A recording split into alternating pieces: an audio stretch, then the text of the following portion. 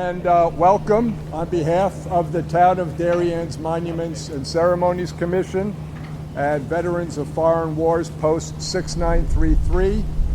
Thank you for taking the time out of your day to assist us in retiring our worn flags and raising our new flag. I now call upon VFW past Post Commander Lenny Hunter to lead us in the Pledge of Allegiance.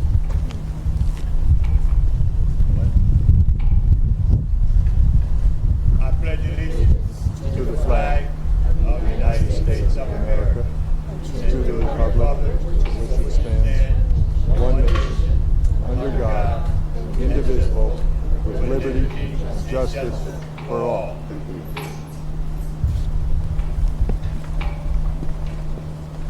We also have with us today Carl Bocadero from the Connecticut 5th Regiment of the Continental Army under the command of General George Washington.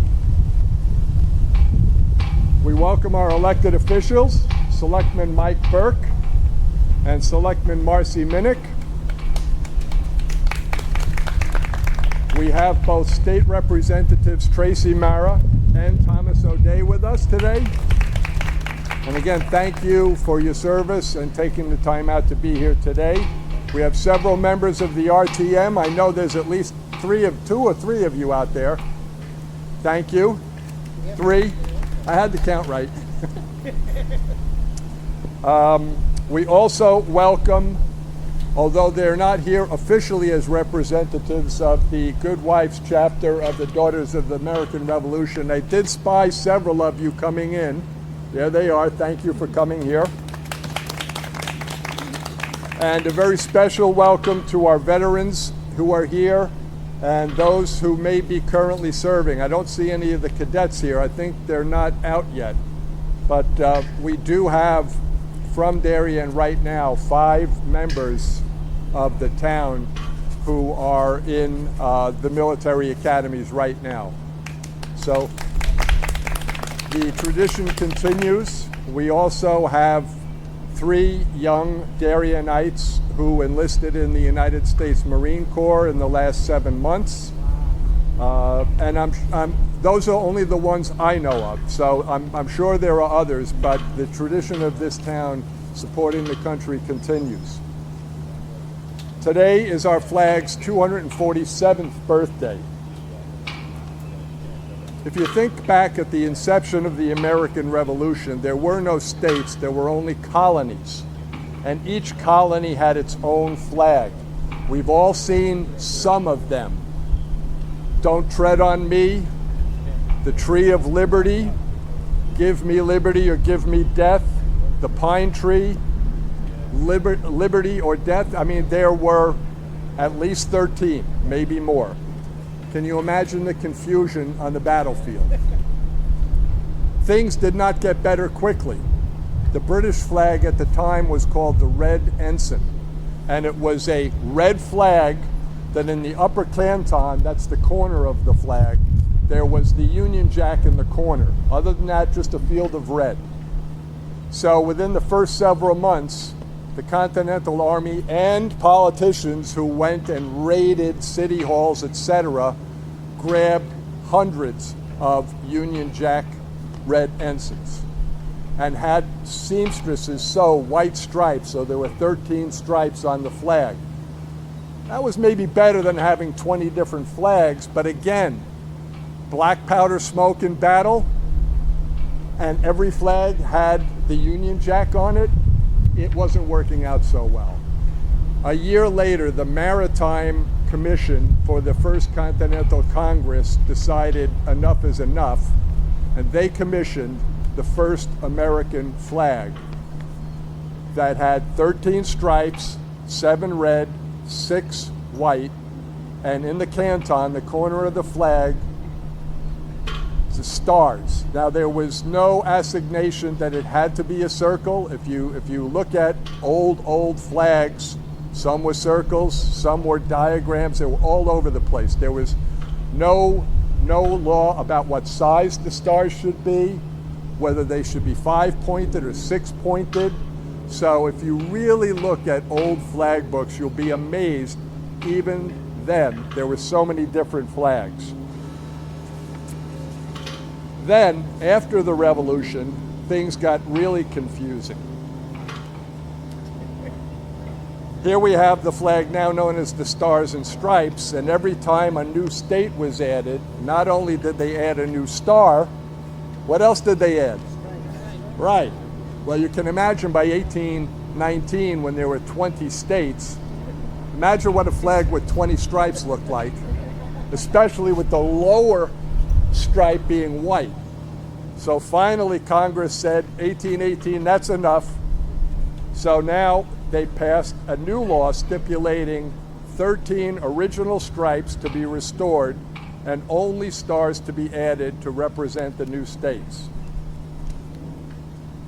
100 years after the original Stars and Stripes was commissioned by the Maritime Commission, the first Flag Day observation 100 years later was held on June 14, 1877. The President issued a proclamation instructing all flags flown from public buildings across the country be honored that day. That was just 1 year. It didn't gain traction until 1885, when a school teacher in Wisconsin took all of the kids from his school. His name was Bernard Sigrand, and he initiated the first annual observation of Flag Day on June 14th in 1885.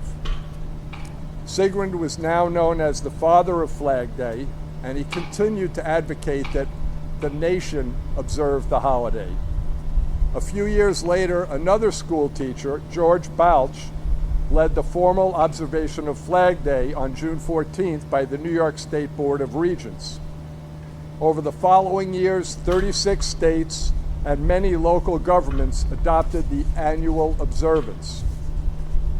In 1916, President Woodrow Wilson initiated the anniversary of Flag Day resolution of 1777 to be nationally observed. But it wasn't official. It was a proclamation. The 13 original stripes, alienating white and red, continue to represent the original 13 colonies. A red stripe appears at the top of the flag and the bottom. 7 red stripes and 7 6 stripes remind us of the year of our founding, 76. And I now call upon Selectman Mike Burke to read this year's presidential proclamation.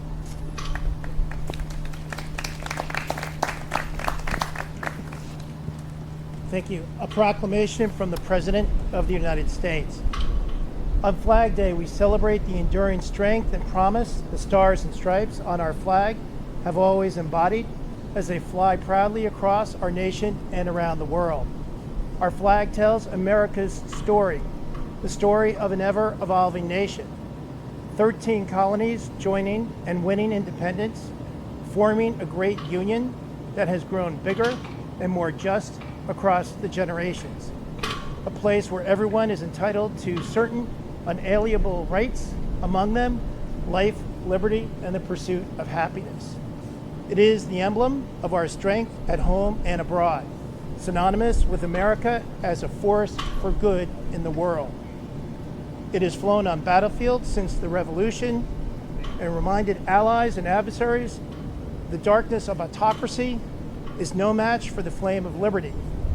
It flies over grand celebratory moments, and it accompanies headstones at sacred places like Arlington National Cemetery, where Jill and I recently paid tribute to the hundreds of thousands of brave Americans who have made the ultimate sacrifice for our freedom and future, giving their lives so our nation might live. We honor their unbending sense of duty and courage, and remember their faith that we would be worthy of their sacrifice. Old Glory stands for hope, pride, and progress. It is stamped on our exports, hung from our booming factories, and painted on spacecraft that travel high above our skies. A symbol of the American spirit that keeps innovating, building, and breaking boundaries. Now, therefore, I, Joseph R. Biden Jr., President of the United States of America, do hereby proclaim June 14th, 2023 as Flag Day, and the week starting June 11, 2023 as National Flag Week. I direct the appropriate officials to display the flag on all federal government buildings during this week, and I urge all Americans to observe Flag Day and National Flag Week by displaying the flag and honoring all our brave service members and revering those who gave their last full measure of devotion defending our freedoms. I encourage the people of the United States to observe with pride and all due ceremony those days from Flag Day through Independence Day as a time to honor the American spirit, to celebrate our history, and the foundational values we strive to uphold, and publicly recite the Pledge of Allegiance of the flag of the United States of America, in witness whereof I have hereunto set my hand this 9th day of June in the year of our Lord, 2023, and the independence of the United States of America, the 247th. Joseph R. Biden, Jr.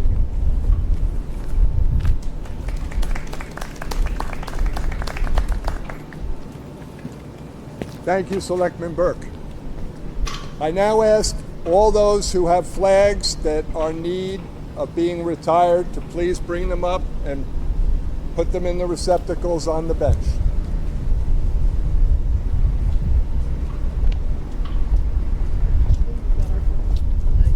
So for those who may not know about how the flags are handled once they're retired, it's very much like a death in the family.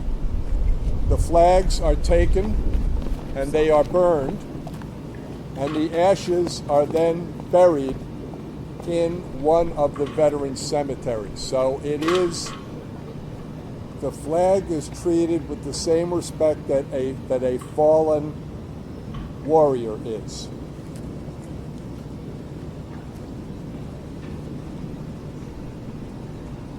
No more flags? Okay. I now call upon the readers of I Am Your Flag to step forward.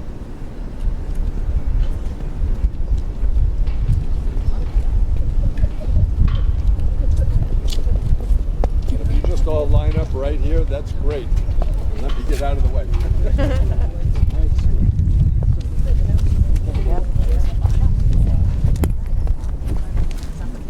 It's on the back. I get the back.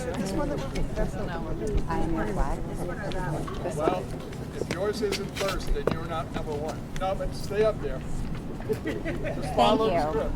Thank you, Terry. We will all read I Am Your Flag, which is by an anonymous author. I am your flag. I am not a pennant, but a purpose. Not a standard, but a symbol. Not a banner, but a belief. Who's got a second? Who's got two? Yeah. I am more than just cloth shaped into a design. I am the refuge of the world's oppressed people.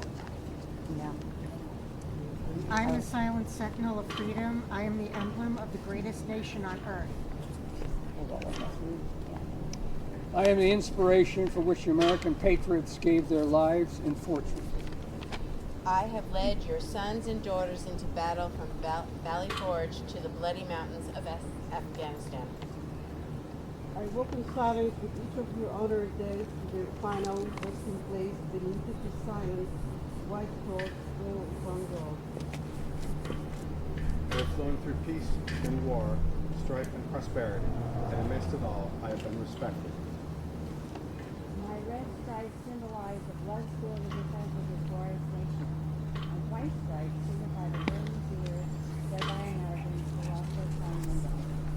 My blue field is indicative of God's heaven under which I fly. My stars clustered together unify 50 states as one for God and country. Old Glory is my nickname, and proudly I wave on high. Honor me, respect me, defend me with your lives and your fortunes. Never let my enemies tear me down from my lofty position, lest I never return. People light the fires of patriotism worship eternal God and keep his commandments. And I shall remain the bulwark of peace and freedom for all mankind. Thank you, everyone.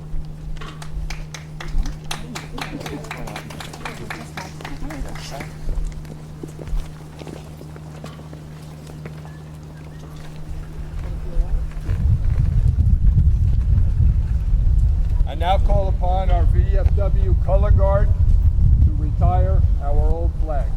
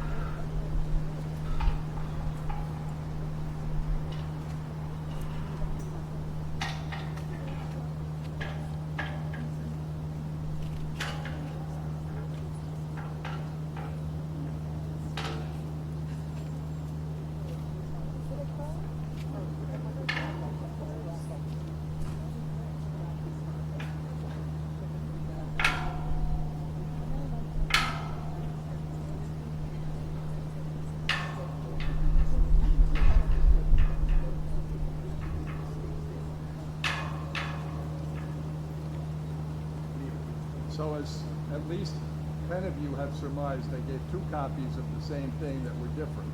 So I'm glad that you didn't club my club. What I didn't bring was the description of the 13 folds.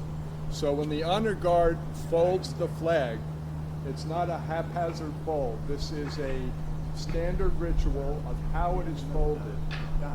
And you'll notice that they fold it so that the field of blue stars will be on top on both sides at the far end. The canton will always be at the top. And there are 13 different folds of the flag as it is folded together.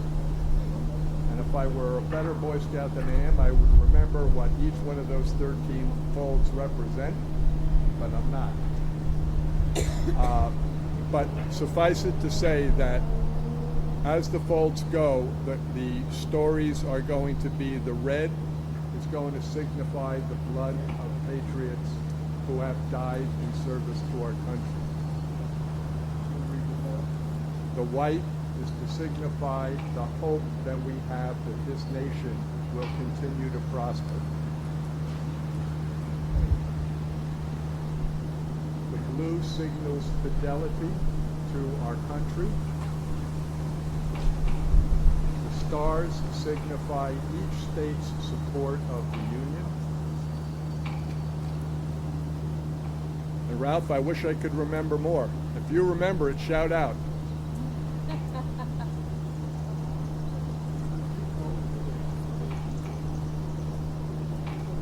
When the fold is completed, the folded flag will take on the shape of a tri-corner hat to remind us once again that we would never have become the United States of America had it not been for those soldiers who wore the tri-corner hat during the American Revolution.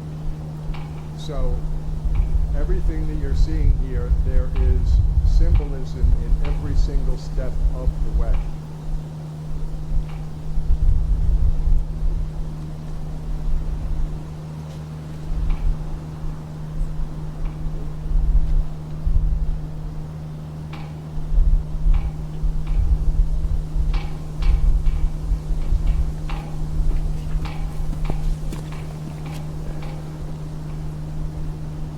Now I call upon you to read peace.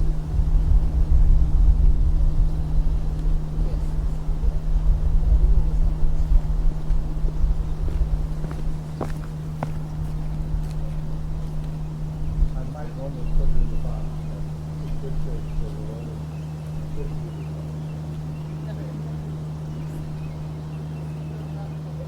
this will go back up tomorrow.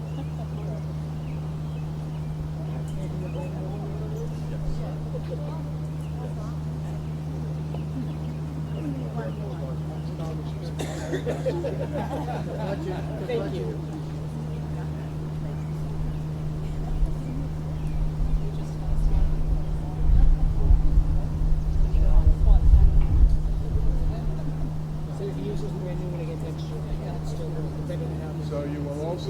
notice that when the flag is raised, once again, the flag will be raised to the top of the flagpole, then it will be lowered to half staff to honor those who have perished before it is raised to the top again. And if the flag were mandated to be flown at half-mast, that would still take place. It would go to the top, come back in.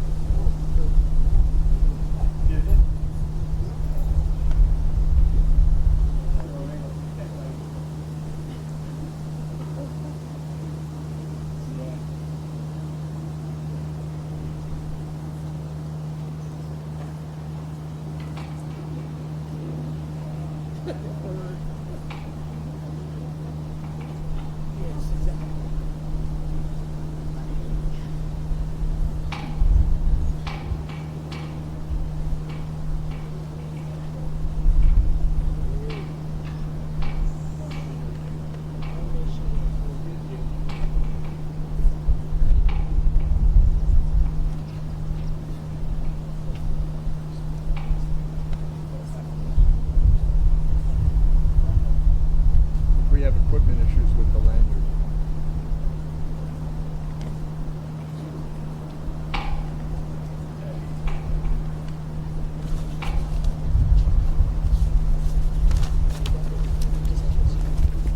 Thank you, guys. And that concludes our ceremony for today. Thank you all for coming. Small advertisement. For the first time this year, there is going to be an observation of Declaration Day, which for those of you who are better with numbers than words, that's July 4th. It will take place at Darien High School. What time? 9:30? Hopefully it'll be in the paper. There will be a press release. It will precede the push-pull parade that the veterans of foreign wars have been running for years. That will also start at Darien High School this year and go down to the VFW post behind Norotan Heights Fire Department. And for those of you who may not be aware, you need not be a member of the VFW to actually go to the VFW. Okay? You simply must sign to register as a guest, but all visitors are welcome as well. So thank you all for coming.